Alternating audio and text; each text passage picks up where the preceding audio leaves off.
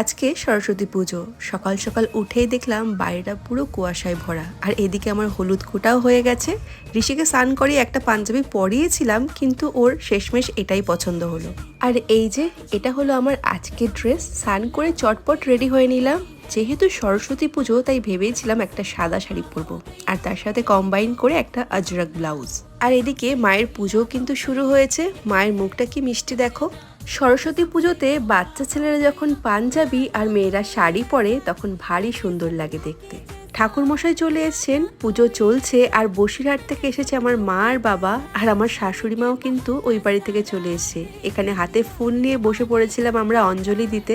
পুজো শেষ হলে আমি এদিকে চাল কলাটা মেখে নিলাম, আর টুকাই সবাইকে প্রসাদ দিচ্ছিল।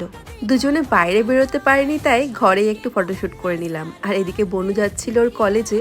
আর এটা হলো আমাদের বাঙাল বাড়ির সরস্বতী পুজোর দুপুরের মেনু।